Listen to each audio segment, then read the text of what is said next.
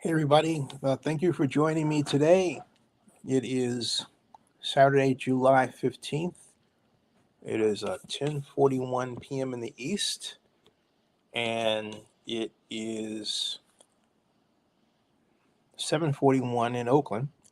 And this is a sad occasion because a great man who helped form the history of the civil rights movement as it was played out in the Bay Area through the 60s and the 70s died on July 2nd. And that's this man, Dan Siegel, over my shoulder, and friend.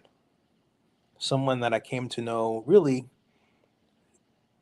I interviewed him first when I was a columnist with Montclarian during the entire People's Park, uh, it's called People's Park 2 issue at the time.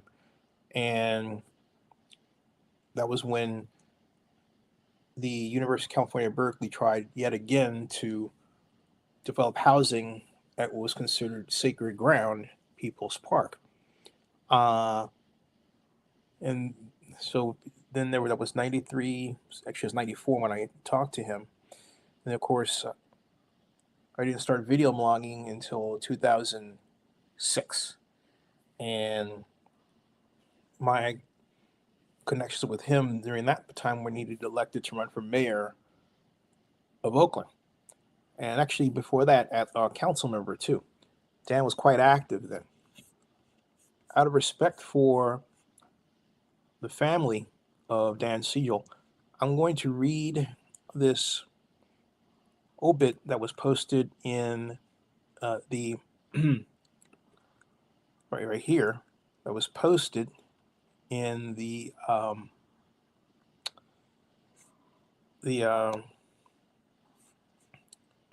Berkeley side.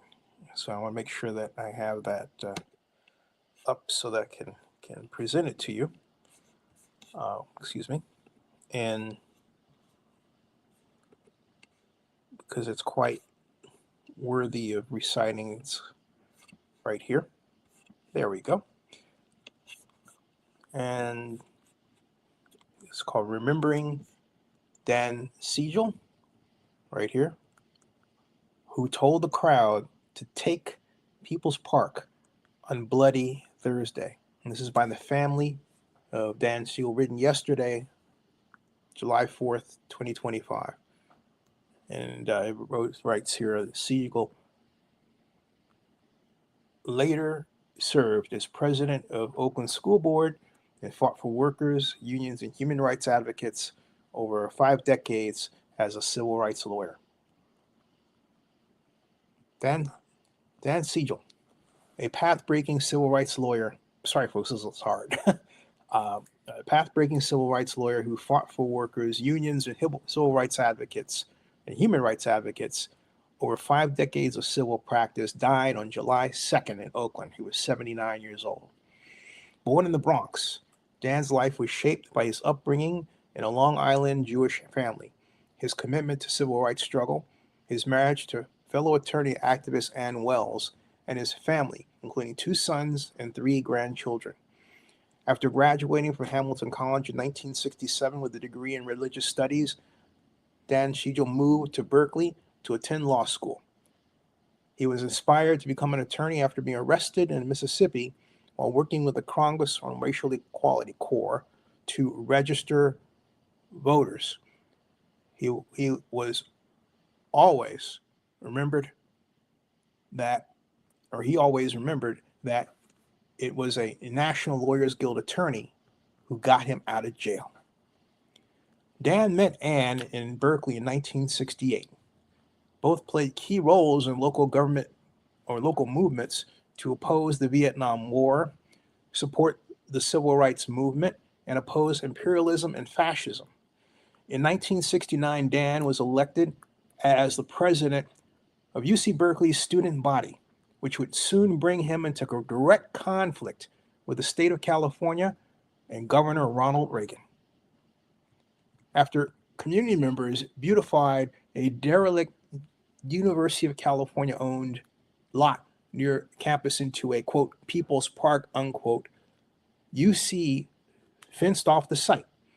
On what would come to be known as Bloody Thursday, Dan urged thousands gathered in protest at Cal's Sproul Plaza to go down there and take the park.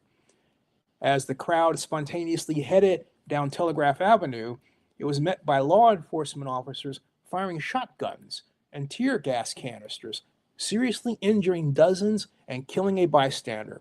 That night, Reagan sent the National Guard troops to enforce a curfew and a ban on public assembly. The State Bar Association would ultimately use these events as basis for denying Dan Siegel the right to practice law.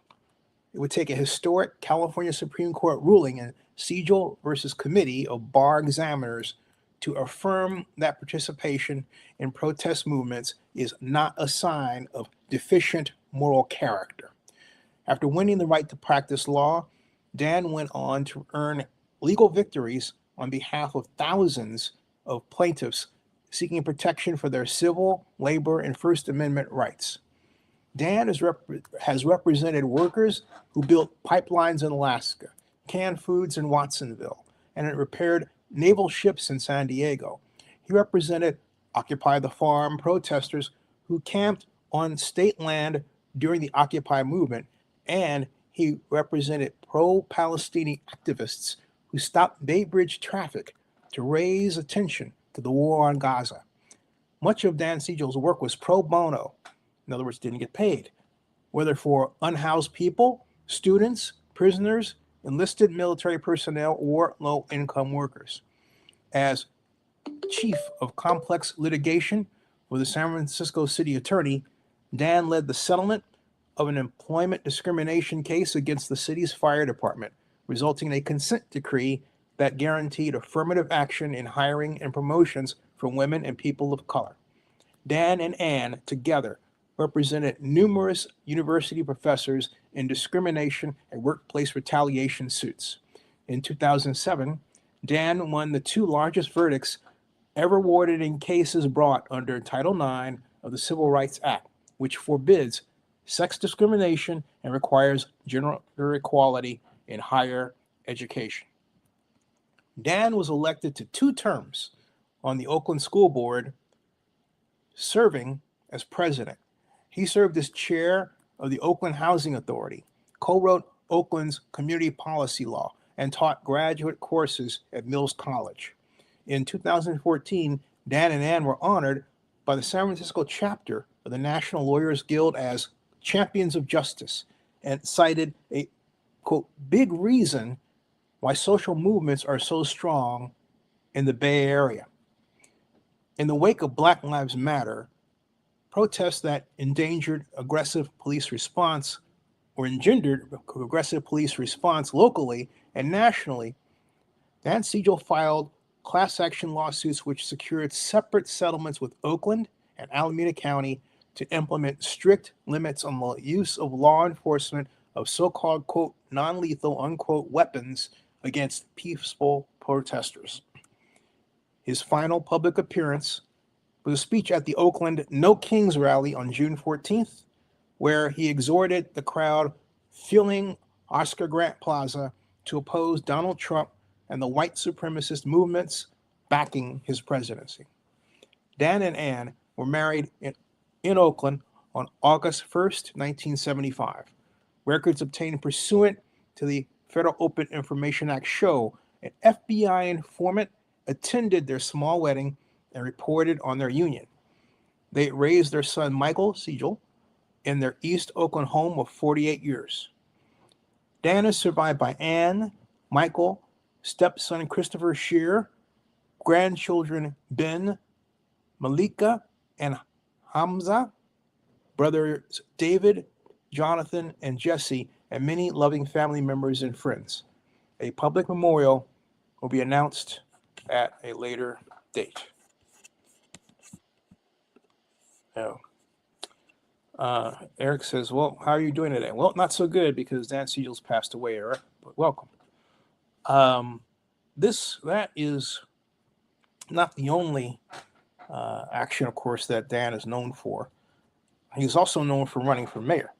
And I had the unique pleasure of interviewing him for a full 30 minutes. And I'm going to present that interview right here, right now at Zenny 62, because it is something that uh, really, if you watch it, you can get a sense of who Dan was and what he stood for and why. And it's the one thing that's really hard about doing this is when people pass on. And as I have went through this process of interviewing people, talking about them, you get close to people in a unique way. Even if you don't see them for quite some time, you feel like you can watch one of your videos. In my case, I can feel like that, and I know who they are, at least how they think about things. And that was certainly true for Dan. At this point, particularly when people pass on, you think prior to that happening, oh, I'll catch up with them. And you are coldly reminded of the fact that you ran out of time. And that's what hurts so much, to realize that I ran out of time. And to realize also that this is not something that a person could do effectively by themselves.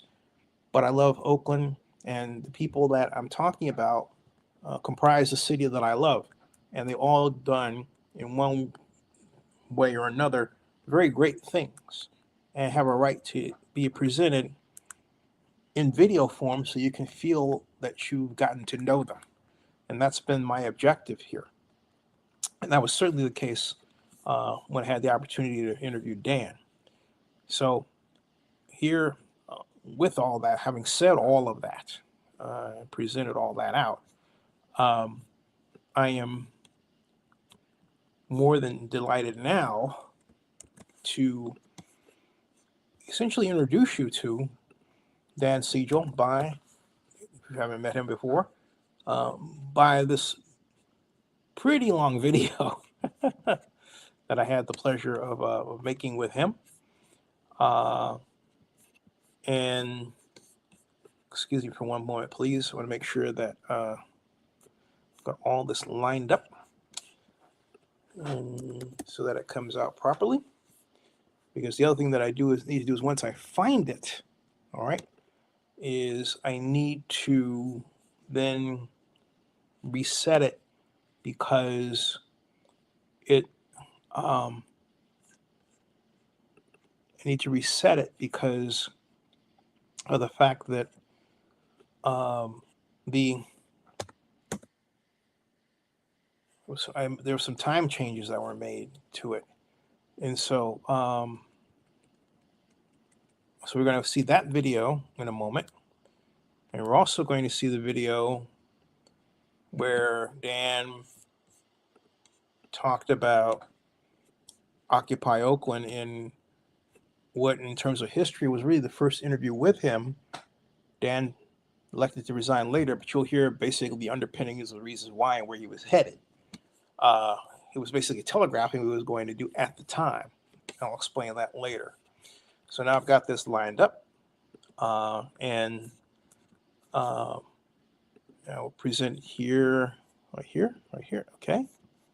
And there that is.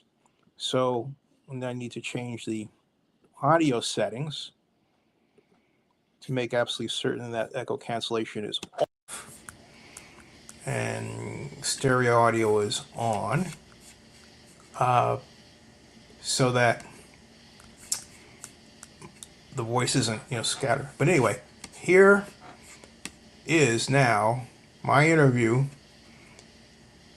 with Oakland great lawyer Dan Siegel as he's running for mayor of Oakland, right here.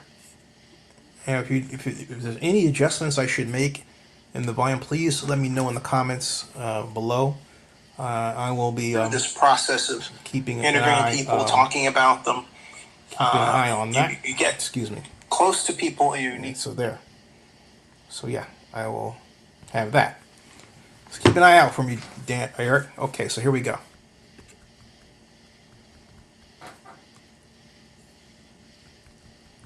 So, ladies and gentlemen, I'm with Dan Siegel, who's actually caused a great deal of excitement. I meant to tell you this before we started the formal interview here, but my blog post on you has gotten the most traffic of anybody running for mayor this time so far.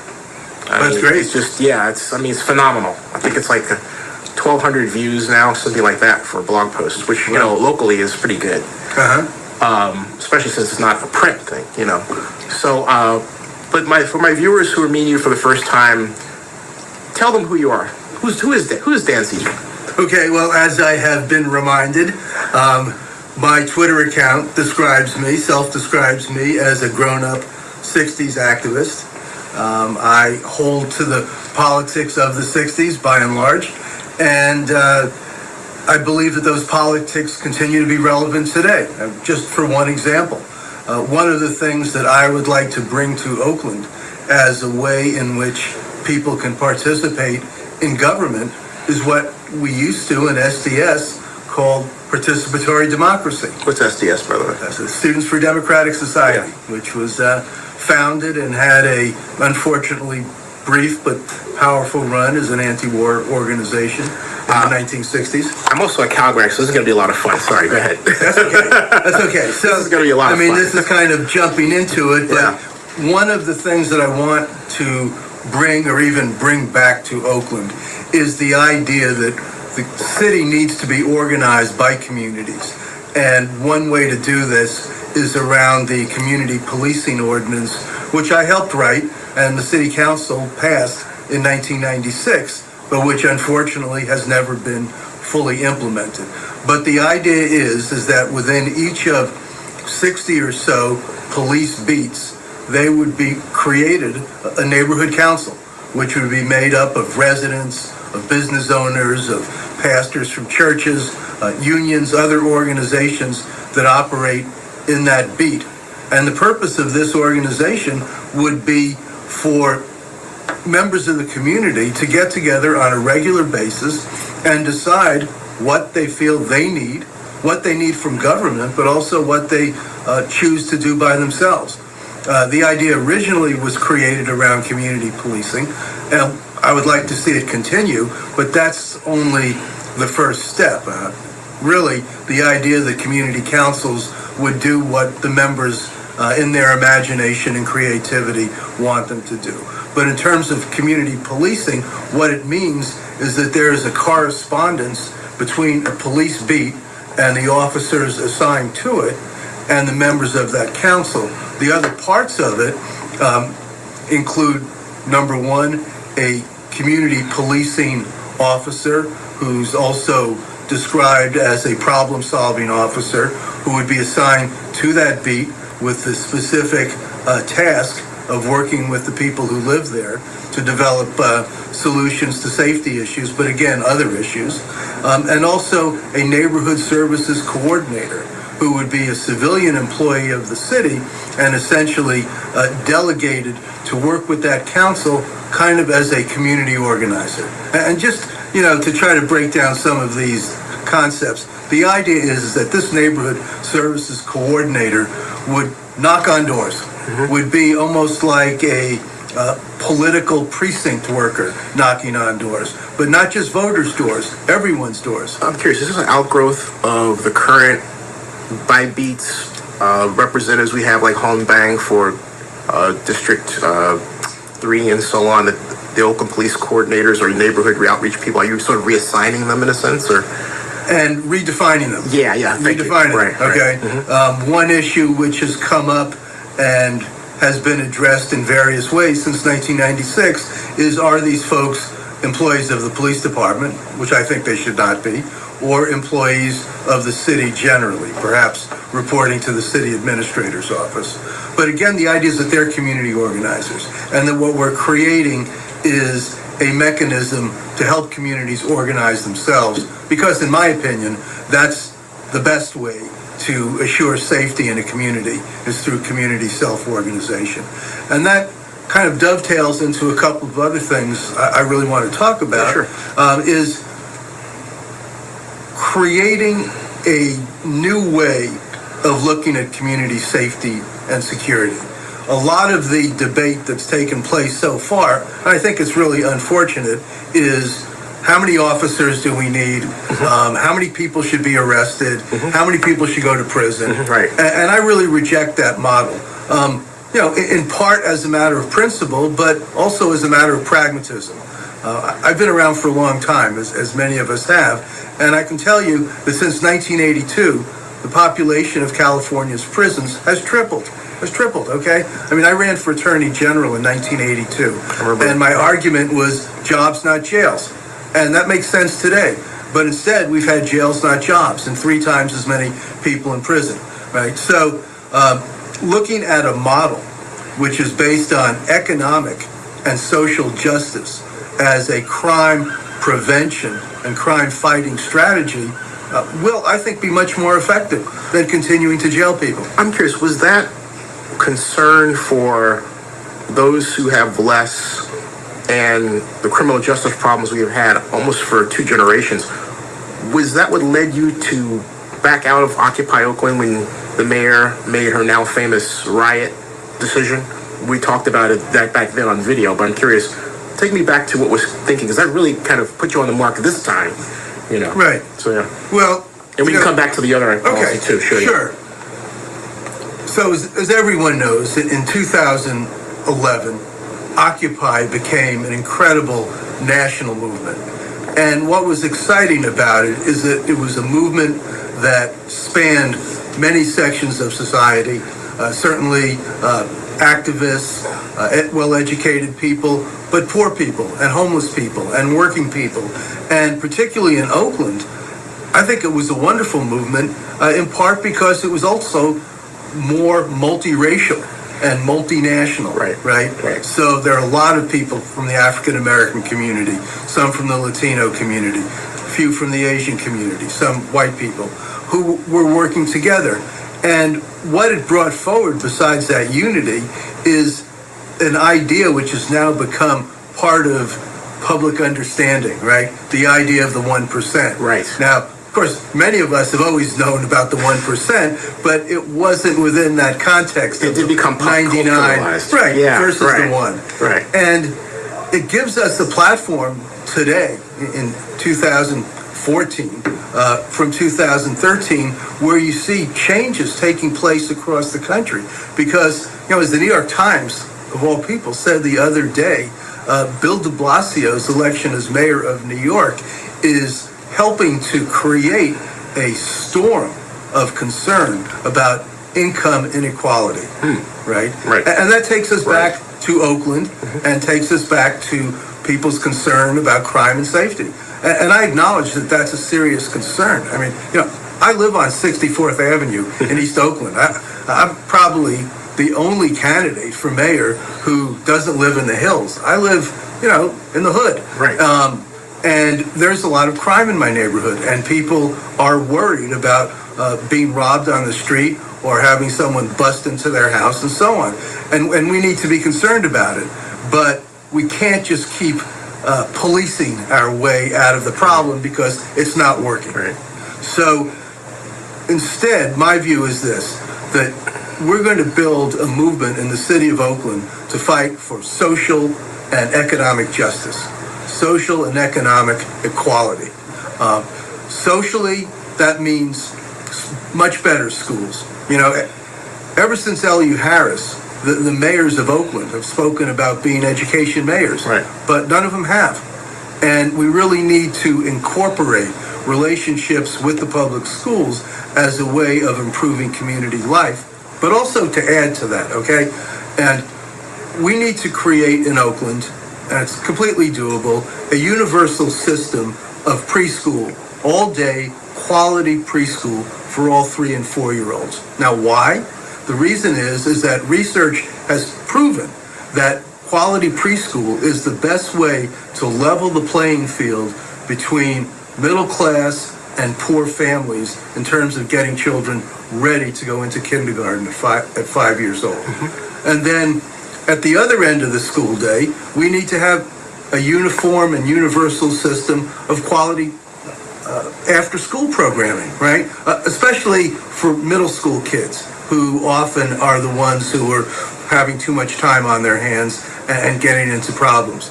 So the idea, and this is something that we talked about when I was with the school district and working with Pete Mesa and then Dennis Chaconis, is the idea of this, that at 3 o'clock, when school ends and the teachers, at least those who are not having to work all afternoon, and the principals go home, we bring new staff into the schools. City Park and Rec, for example. Right. And they continue to operate the schools from 3 o'clock in the afternoon to 7 or 8 at night and weekends. And we have a broad variety of programs there. Something just as simple as a place that's warm and quiet and safe where kids can study, they can do their homework, where you can have recreational programs, art programs. Then, further, to make these schools into real community centers, in the evenings, you might have adult education programs. Ask either the community college or the school district to provide classes for people in the neighborhood, everything from English as a second language to arts, learning photography, learning other types of skills. Go ahead. 2 questions, just to shift gears just for a moment, because we could talk about that one for a long time. That's right. What is your position on 2 subjects I've asked the other candidates about thus far? First, Warriors in sports. Your take, and the A's and the Raiders, the new stadium situation. You know, I'm a big sports fan. I mean, I had to say yesterday when we were talking about the next meeting of our campaign committee. Well, it's not going to be Sunday afternoon because I'm going to be watching the 49ers and the Packers, okay? So we have to find another time. But I think that the city should encourage, facilitate, help the owners of these sports franchises to remain in Oakland. But I don't think that we should be using city funds to keep them here. We have not enough funds and too many other priorities. Now, I'd be willing to grant some concessions. For example, if we built a new stadium and there was an issue of deferring some taxes on the activities that take place there, I'd be willing to assist in infrastructure improvements, whether it's roads or connectors to mass transit. But I don't want the city to get into another Raiders situation where we're on the hook for hundreds of millions of dollars over 30 years in order to keep a team that's owned by very rich people and that is most accessible to other people who are pretty high income here. So yes, let's do it, but not with public dollars. Police funding, how do we get more cops on the streets? How do we hire more cops? How do we afford to do it? Okay. Well, I think we can afford to do it only, and I'd say a big only, if people agree that this is what we need and that this is what they support. I'm not sure exactly how many police we need in Oakland. I know that, some years ago, we had a neutral, professional analysis done by the Police Education and Resource Fund, which came in and looked at the department, looked at the needs, looked at the way it was structured, and said, well, this is what we think you should do. I'd like to do that. But there are a couple of things that I feel confident in saying right now.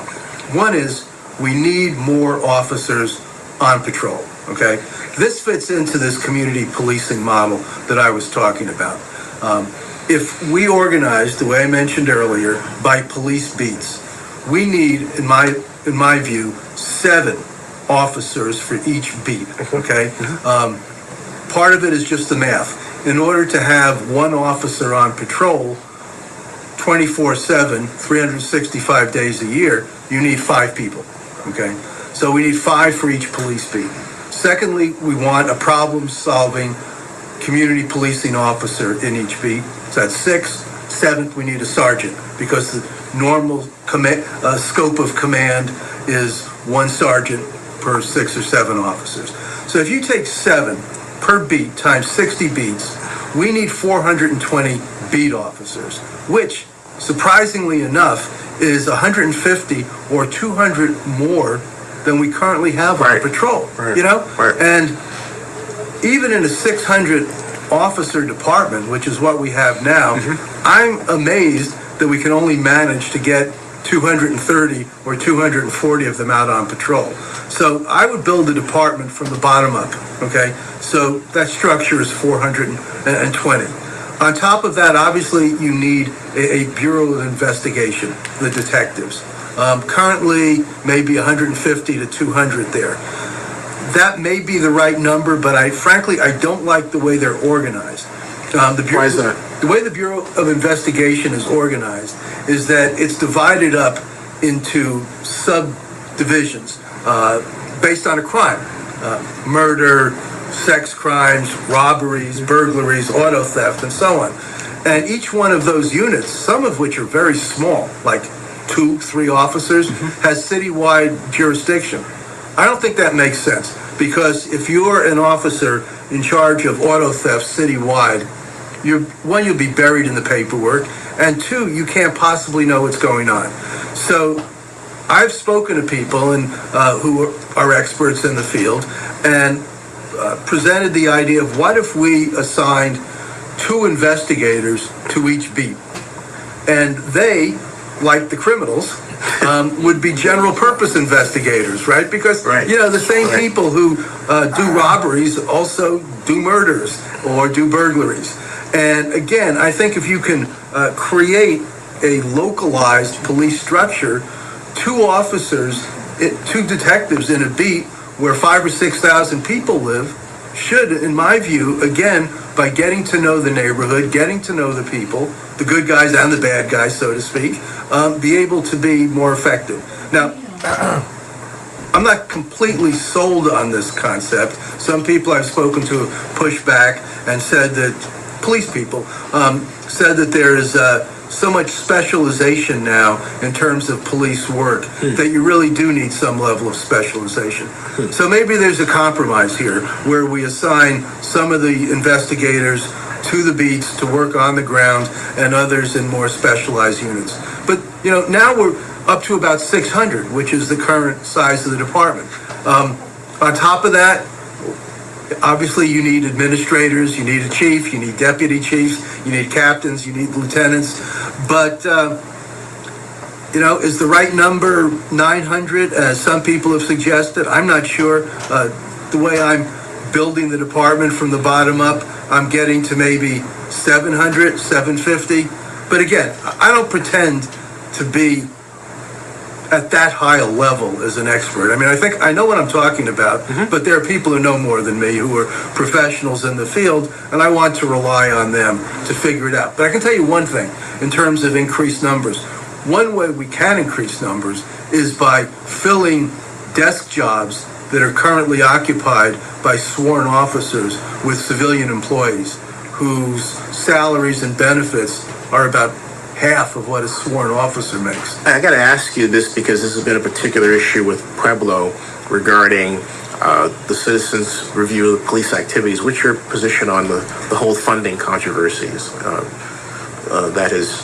That's still an issue, Right. Well, I tend to favor Pueblo's idea that the investigation of police misconduct should be done outside, not by police officers. It's a little bit too cozy, and we've had a history of experiences where the inside internal affairs people do not typically find that officers have been engaged in misconduct, even in cases, and in many cases, where the department has been successfully sued by members of the public who have been brutalized or otherwise harmed by officers. Now, again, it's easy to be rhetorical in this situation.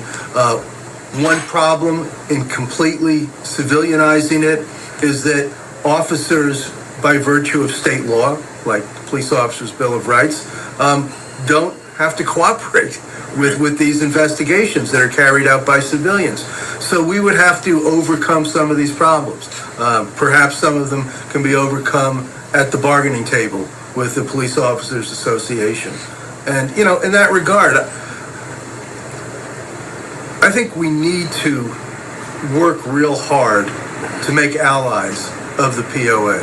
Now, they're a pretty tough organization and haven't always been amenable, right, to working with I wholeheartedly agree. The city government. But I'll probably get in trouble for that, whatever. One example. In order for community policing to work the way I've described it, you need the officers to commit to working in the same beat for a prolonged period of time, 2 years, 3 years, and so on.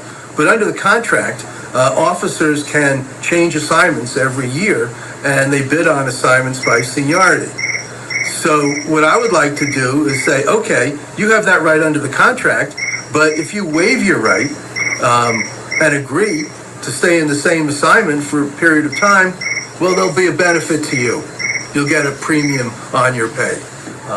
Just like we say to officers, hey, if you agree to live in the city of Oakland, we can't make you live in the city. Right. But if you live in the community where you work, you can take your police car home and you can, use it when you're not on duty, which is a benefit to the officer and is a benefit to the community because there's a presence of a neighbor who's a cop, who's got a police car in front of his house. A little house cleaning.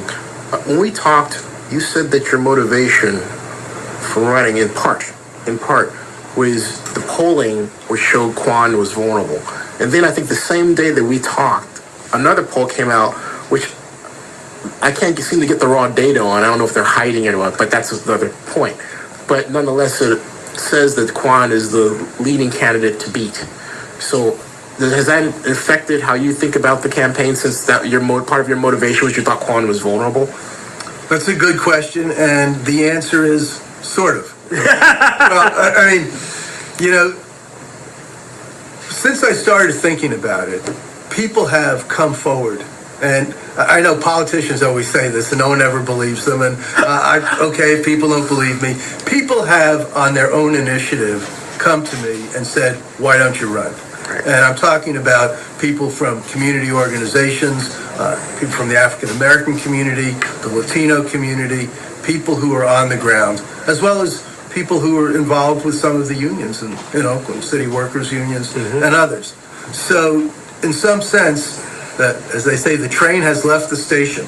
I mean, last night... I saw you on the front page of the Oakland Post, Paul Cobb's paper, so yeah. There you go. And, we had a meeting last night, and this was kind of our first more formal and organized effort to have a meeting. We thought there'd be 25 people there. There were 50 people there. Wow. People I didn't even know, which is gratifying, surprising, and there's a very strong feeling that this campaign is viable. So when we should do it. Formally announce? Because I know last week, I think it was, you said it's going to be 2 weeks, which means next week sometime? The formal announcement will be on November 9th, January 9th, Thursday, January 9th at 10:30 at 14th and Broadway. Now, also, I want to get this, what is just in general, how's the fundraising going? How can people who want to get involved in your campaign do so? Is their website up right now? What's the next step? So we are very rapidly trying to create an infrastructure that corresponds to the energy that we're feeling. So I've taken out papers from the city clerk. I'm filing papers, if not today, over the weekend, with Fair Political Practices Commission. Opened a bank account. There will be a website up and a Facebook site up by Thursday, the time of the announcement. It's all works in progress, right? I mean, it's not going to be the world's greatest or most finished website in the course of a week, but it will be a way for people to find out what's happening with the campaign, find out how to donate, and find out how to get involved. And before we close, I got to get this out of the way because I'll get hammered for it. The gang injunction controversy between you and Rousseau, and there's some people who still hold that against you or your stance. Can you clarify for them what your position is here? Okay. I'll go further. You got a lot of time. You got another 7 minutes. Okay, good. I want to get back to the social and economic justice piece, but let me speak about that. I am categorically against any sort of strategy that substitutes identifying individuals who have created problems, committed crimes, and arresting them but I'm against any strategy that substitutes for that any sort of collective punishment or collective stigmatizing of people. Right. So I'm i.e. absolutely racial against profiling. racial Right. profiling, stop and frisk, New York style, gang injunctions, youth curfews, the Domain Awareness Center. I am as unalterably opposed to those things as anyone could be. And again, not just for one reason, for two reasons. I mean, the one reason is obviously it's against people's civil rights and liberties, right? I mean, to be stopped because you're black, 17 years old, wearing a hoodie sweatshirt and your pants are sagging, right? I mean, that's why Officer Masso and Officer Festmeyer stopped Alan Bluford Right. and his two friends, Right. right? Right. That's right. And leading to Alan's death. Yeah. And so it's not theoretical, it's practical and actual. But the second thing is, and this is, I've argued with my friends who are for these things, is that there's no evidence that they work. I mean, I'm very much into what we used to call best practices. If you're going to say we should have a gang injunction in Oakland, I think the first obligation on you is to read some books, read some articles, and prove that gang injunctions actually reduce crime. If they don't reduce crime and they lead to racial profiling, then they should be tossed in the garbage pail. And instead, let's get back to social and economic justice. Because I think one of the things that's going to distinguish me from what's going on now in city government, and that includes the mayor's office, and it includes the council and the council members who are running for mayor, is look, we need to create economic justice in Oakland. First of all, $15 minimum wage. Let's make it possible for a young person who gets a job in McDonald's or Walmart to make an income where he or she can support herself. Not have to commit crimes to supplement that income, not have to go on welfare, which so many of these low-wage workers have to do, so all of us wind up supplementing McDonald's and Walmart's. Right. $15 minimum wage. I'm also, and I've spoken to one of our leading developers about this, Mr. Phil Tagami, said, I'm in favor of development.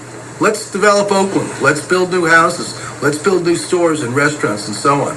But when I'm sitting across the table from a developer, my first question is, what's in it for the people of Oakland, right? Right. Demand, number one. You're going to build something, half the people on that construction site have to be Oakland residents, real Oakland residents, people who live here before the project got started, okay? Number two, you're going to be building housing, that's great. Half of that housing has to be affordable for current Oakland residents. Low income and moderate affordable housing. So people who live in Oakland can continue to live in Oakland. Because, you can see, and I'm not against people from San Francisco coming to live here. That's fine. We could use more people. Oakland's not that crowded a city. But what I don't want to see happen is that people who live in West Oakland and East Oakland, particularly African-American people who may have been here for generations, Right. Hispanic people who may have been here not for so many generations, but are here, to be pushed out of Oakland and forced to move to Hayward, Union City, Newark, Tracy, Stockton, Manteca, as so many already have. And that's not acceptable. Well, yeah, and some people have moved back to the South where their families are from. But so, yes, so my development strategy is an economic justice strategy. And I think if we focus on economic and social justice, preparing our kids for productive lives, we're going to deal with the safety issue much better than we did before.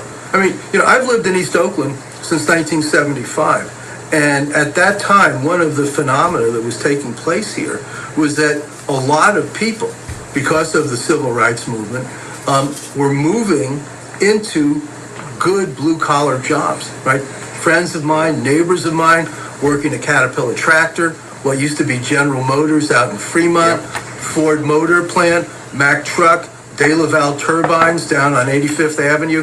There are lots of good blue-collar jobs available to people who lived in Oakland.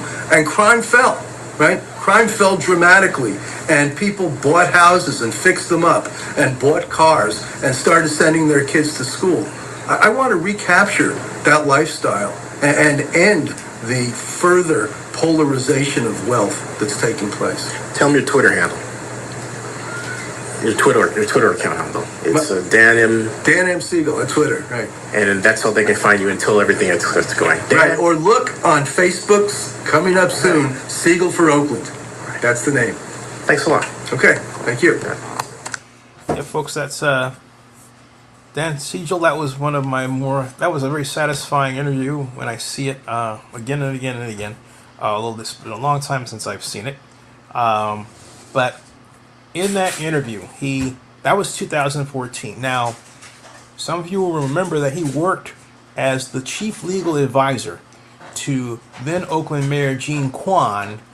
And while a number of you have read the headline in the wake of Dan's passing that Dan quit the mayor's office because he didn't like the way Quan was handling the Occupy Oakland, which I'll get into more detail in a moment, what you didn't see was what he said prior to that action, which occurred a month later.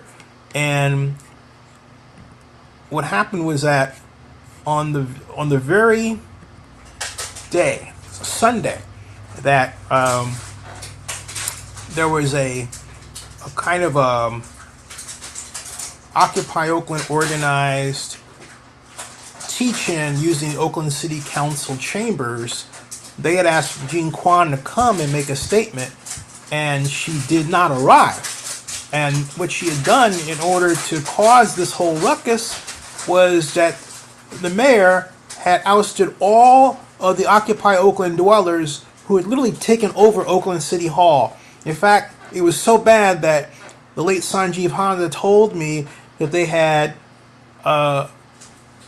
cleaning up the entire area. And when I talked to Sanjeev in the video, I'm not going to play now because it's really off subject to a degree, but you can see people in hazmat suits behind Sanjeev spraying Oakland City Hall to literally wash out the germs and feces and everything else that had been dropped there while these folks had decided to basically pitch their tent at what was once called Frank Ogawa Plaza then, and is now called Oscar Grant Plaza.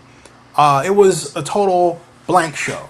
And I feel sorry for Mayor Quan's daughter because but I also praise her for her showing leadership in steering a chaotic situation where the press had gathered, was waiting for Mayor Quan, wanted somebody to say something between the city administrator, which was Deanna Santana at the time, and Quan and everybody else. And what happened was that Mayor Quan's daughter managed to get Dan Siegel, who was the chief legal advisor, who was only too happy to step up, except what he said wasn't exactly what the mayor wanted him to say.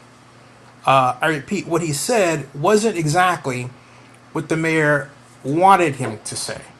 And I'll say that one more time. What he said wasn't exactly what the mayor wanted him to say. And here is the video that is, as it happened then, and what he said to me, right here and right now.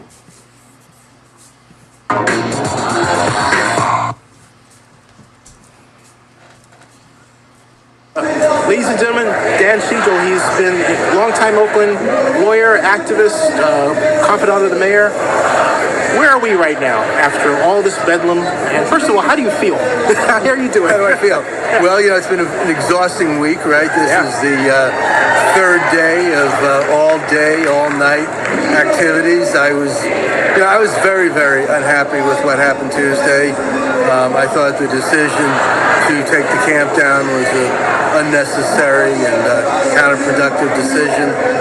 I think what happened Tuesday night in terms of the police activity and so on was completely predictable, right? It's not the case that all the police were engaged in misconduct, but when you have hundreds of police officers and thousands of demonstrators, there's going to be some people on both sides who are spoiling for a fight, and particularly after 12 or 16 or 18 hours of being on duty. And there were some horrible incidents, and I actually saw some of them. Yeah. I got to ask you, we've both been here for a long time. We strong mayor and everything. Could the mayor have made made the call to say, hey, look, I don't want that done? Do you have any idea what the situation was where, because people say it wasn't her call, but she's the mayor, right? Right, and I think that, the buck stops with the mayor. Yeah. The mistake, in my view, is a mistake of the city, not of one individual. Certainly, the city administrator, the mayor, the police chief, all agreed that the camp should be disassembled. Are you saying city administration should be fired? I'm going to try to put words in your mouth, but it just seems like every time I turn around, it's Deanna's making the call, and, Jean's stepping back, and I'm saying, well, come on, what's up here, I just asking. I'm not for firing anybody. Yeah. I'm thinking that this was a mistake, and people should learn from the mistake and not repeat it. So that's what I think about that. Where do we go from here? So the conversations that I've been having with people in City Hall are along the lines of we need to change the paradigm. If your paradigm is we have a city plaza, it's not a campground, people can't camp there, it's kind of messy, you've got sanitation problems, health problems, safety problems. If that's as far as you look at it, then the decision that people should leave is kind of unavoidable. Yeah. But I think the paradigm has to be changed. We're literally in a national crisis that maybe none of us have seen in our lifetimes. The amount of poverty, unemployment, homelessness, the denial of public services is really at a crisis level, and people are responding. And I think that's really good that people are responding. And I know that Mayor Quan thinks it's really good.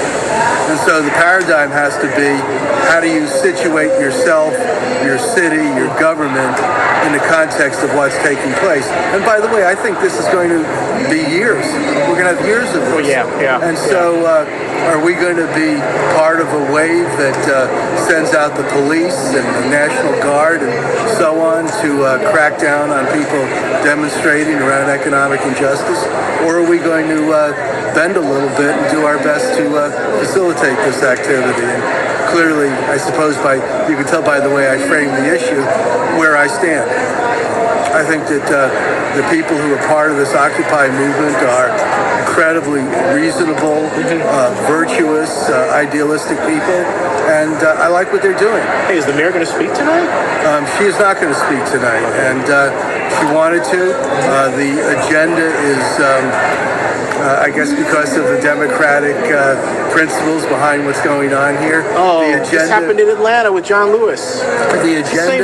They gotta straighten that out. For no man or woman. Oh my gosh. And I talked to the people who are leading the meeting tonight, and they're not hostile at all. But right. The rules are they're going to have an open mic at the end of the agenda, and if the mayor or anyone else wants to get online and get a couple of minutes at that time, she's welcome. In other to do words, it. Dan, I'll say it. Protocol is dead. Hey. Well, oh man.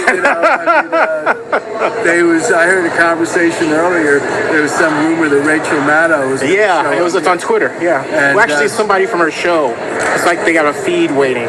She's not here, but they have a feed waiting. So she has to wait too. Hey Dan, thanks a lot, man. Okay. So that's what happened, and then of course, as you can imagine, Mayor Quan got wind of that conversation, and things got more dicey for Dan's future after that. I actually wrote about that at zenny62blog.com, and it's interesting. I think I'll probably make that into a vlog just to preserve the history of it, but I will read it to you right now. Right here. And then, of course, Dan, you remember Dan ran for mayor. I also have his kickoff speech from that moment in his history. But at any rate, I wrote, Dan Siegel, former Quan aide, Occupy Oakland hero, to run for mayor of Oakland. Dan Siegel, longtime Oakland City civil rights attorney, partner in law firm Siegel & Yee, and longtime friend and former legal advisor to Oakland Mayor Jean Quan, is running for mayor of Oakland. This was December 27, 2013. Siegel joins an already very strong list of people running for mayor of Oakland in 2014. Brian Parker, Joe Tuman, Oakland Council member Libby Schaaf, Patrick McCullough, and the incumbent Mayor Quan. And as an update, Siegel says he's willing to consider the assistance of any of the other candidates who would say that he is their second choice in Oakland's ranked choice voting system election. This vlogger just got off the phone with Siegel, who explained that the impetus for his decision to run for mayor of Oakland was the recent poll commissioned by the Oakland Chamber of Commerce, and which reported that Quan was very unpopular with those polled. It should be noted that it was the same poll that fueled Libby Schaaf's decision to run for mayor, so the Oakland Chamber of Commerce poll did a lot of damage to Mayor Quan's political future. Interestingly, another poll just released by the Oakland Jobs and Housing Coalition reports that Quan is the leading preferred candidate. But I've not seen the raw data from that exercise, and it should be noted that a source within Oakland City Hall tipped me off that the poll was politically engineered. For example, certain politicos knew that Oakland at-large councilman Rebecca Kaplan was going to be presented as a candidate for mayor in the poll before it was executed. Dan Siegel said his platform will be public safety and jobs. Quote, "The development proposals in the works are good," he said, "but they need to be evaluated for the kind of jobs they produce." Siegel pointedly expressed concern about people of color losing jobs in Oakland. The decision to run for mayor is a high point in Siegel's long career of using the law to fight the good fight. It goes back to his days as a student activist at the Bolt Hall School of Law at UC Berkeley, 1970, and when he got involved in the fight to maintain People's Park, a battle that was called Bloody Thursday. It continues to recent years and is opposition to the City of Oakland's gang injunction program. I didn't agree with Dan's position then, but I did agree with his intent.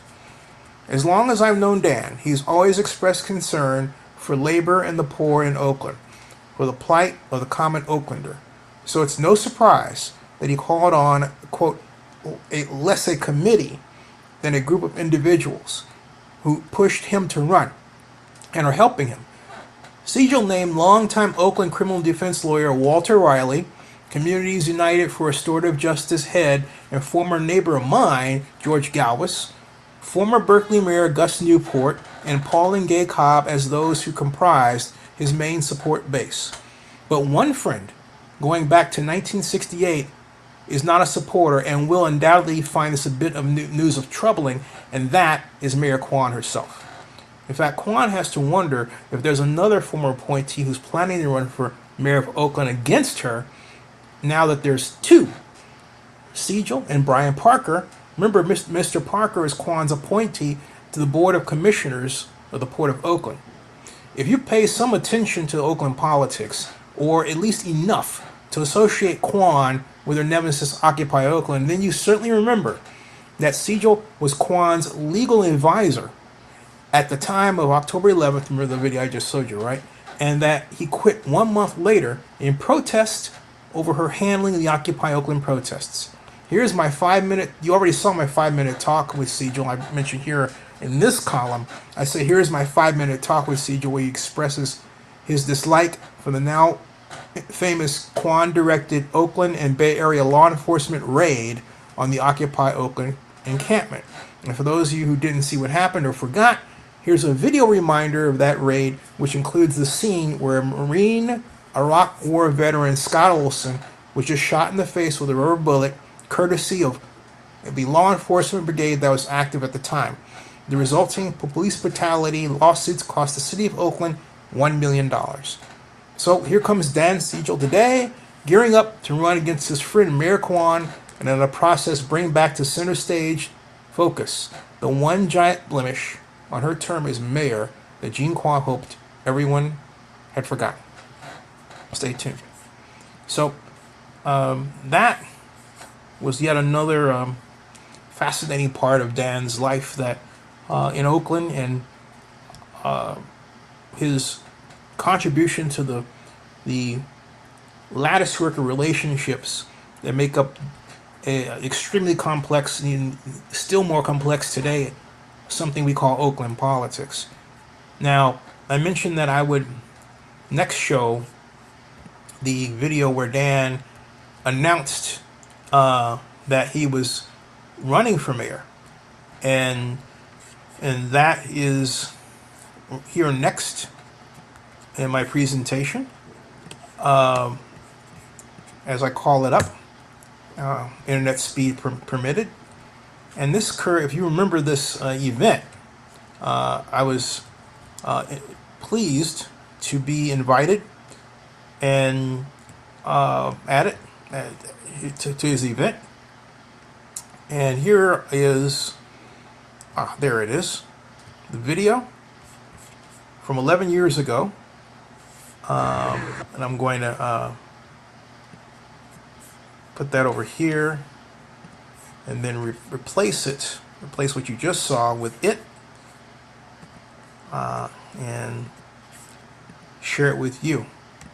Here is it. This is at the Impact Hub. Remember Impact Hub in downtown Oakland? The Impact Hub. Right here.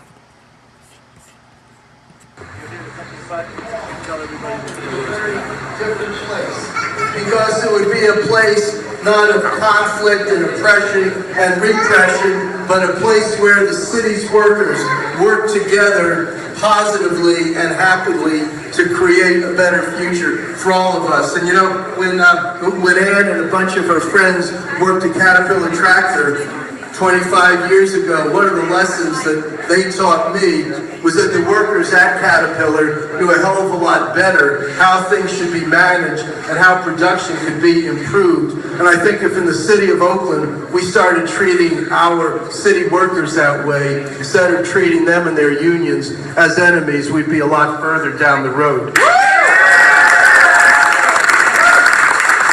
And as we took this trip down Broadway, we would perhaps take a little detour to 15th and Martin Luther King.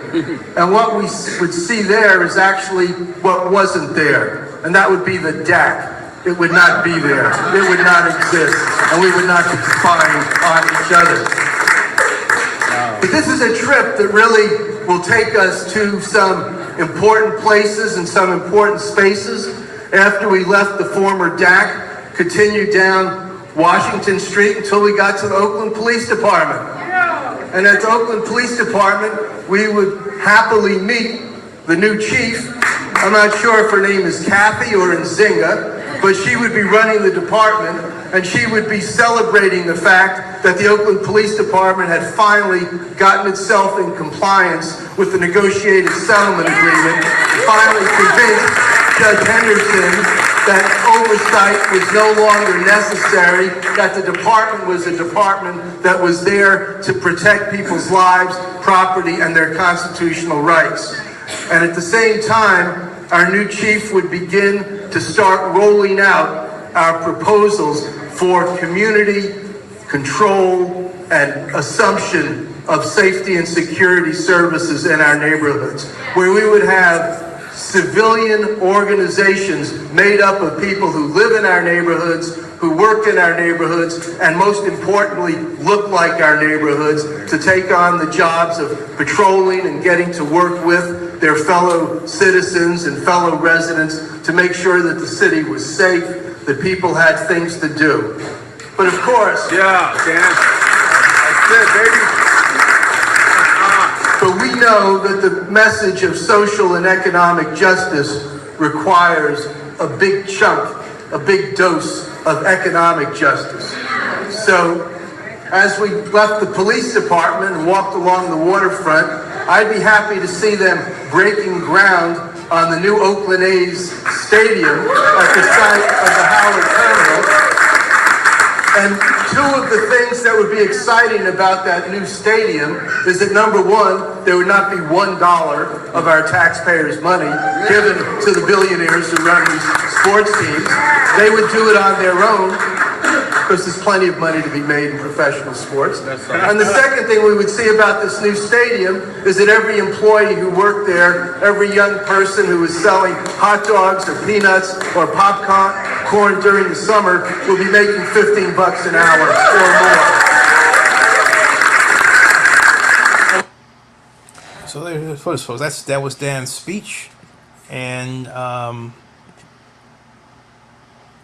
All right, joining me now is the aforementioned Cassandra Burke Robinson. She's a law professor at the Case Western Reserve. and it is sad that Dan is gone. What is increasingly becoming a young age. And again, as I said at the start of this live stream, he represents yet another icon that has left us this year. I think of Daryl Carey and I'd love to talk to you. How's and your day going? also Tony's Dwayne Wiggins, and my godmother, Barbara Schaaf, whose married name is Barbara Schaaf. And there are others I don't know about yet, and I think I've heard about, and I have to get back and see. And we're getting to that point, as I was talking to someone about, I think it was Chris Peoples, that Chris Peoples was on the AC Transit board and the board of the Piedmont Avenue neighborhood league panel. But he was saying that we're just getting to that time. We're people can't last forever, unfortunately, and that's why I like to produce these live stream remembrances and based on past videos, because as the first person in Oakland to start a YouTube news channel and the person who's the most consistent at it, I feel a responsibility to make sure that this network is known to others so that they can find out more about people who've been so important to Oakland's cultural fabric well into the future. And Dan is certainly one of those people. I hope that, and in particular, people who ran for mayor this past election cycle watch this as a key for how to be an active political corporate heretic.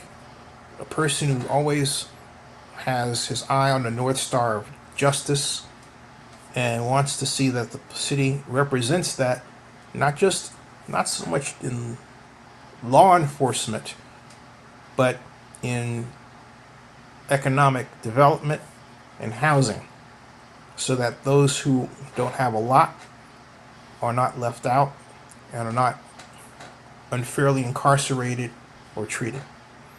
And that was certainly Dan. Rest in power, Dan. But concerning what's happening in Washington with the fence around the White House, maybe it's a good time you figure out a way to wake up. And, get back involved in the fight. All right. Thank you, everybody. We'll see you.